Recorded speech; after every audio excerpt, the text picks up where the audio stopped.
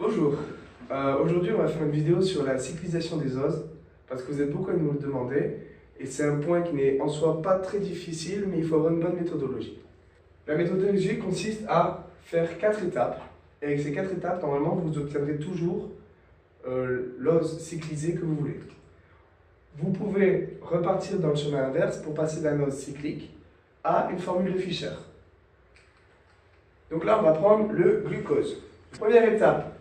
On va renverser la molécule. Renverser la molécule, ça consiste en quoi? Vous avez votre CHO en C1 et votre CH2OH en C6. On va imaginer que le CHO, c'est la tête de l'ose. Et le CH2OH, c'est les pieds ou les jambes.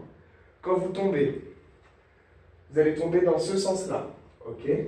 La tête la première, on va dire. On a renversé notre molécule. On a mis nos OH là où ils doivent être. Donc maintenant, deuxième point, on va numéroter. Voilà, maintenant on va numéroter. C'est très important de ne pas se tromper. On part de la tête, donc de C1, et après on va jusqu'à C6, qui est le CO de CH2OH. Maintenant, on va placer les OH sur notre pyranose. Donc je rappelle qu'un pyranose, c'est un ose cyclique à 6 côtés. On va renuméroter nos carbones sur cette ose.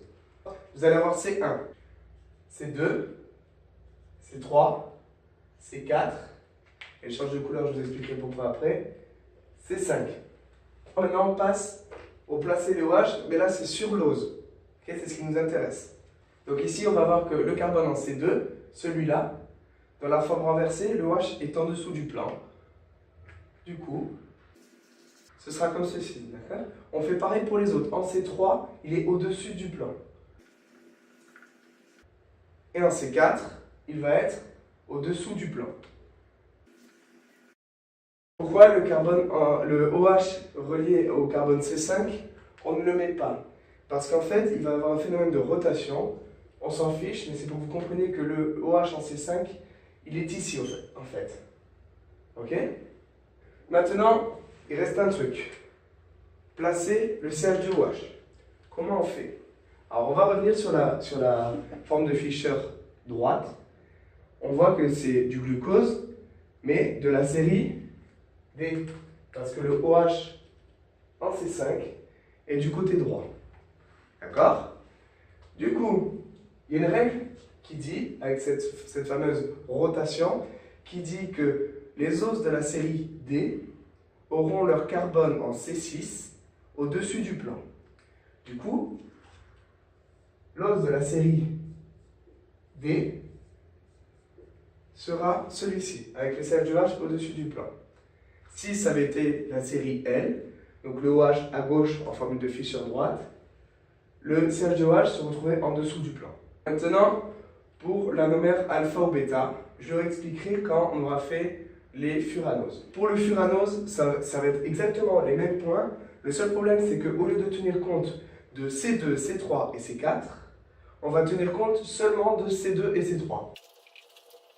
Là, vous avez un furanose. C'est à 5 côtés en gros. Là, vous avez le carbone en C1. Ici, en C2, en C3 et en C4. C'est pareil, on va utiliser la même méthode pour placer les OH. Le C2, il est en dessous du plan.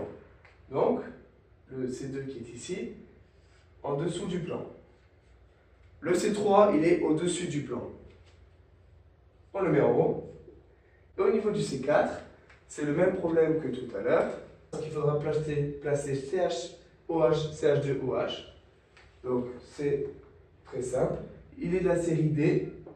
Donc, en haut du plan, c'est toujours la même chose. Ici, on aura le OH. Et ici, le CH2OH. Ok? Donc maintenant, on a cyclisé nos oses. Ces 4 points sont toujours fondamentaux parce que ça va être placer les OH et le groupement en C6 ou en C5, dans le cas d'un furanose.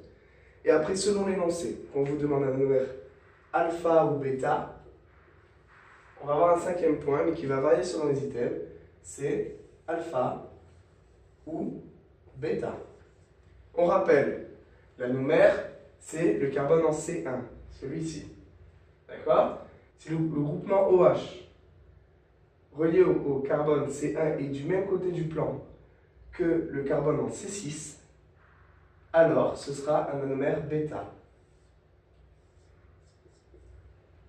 Si le OH relié au C1 et le carbone en C6 sont de part et d'autre du plan, on va parler d'anomère alpha, comme ceci. C'est exactement le même cas que pour les pyranoses. J'espère que vous avez tout compris, que ça a été utile pour vous. Je vous souhaite un bon courage pour votre concours. Allez, chasse!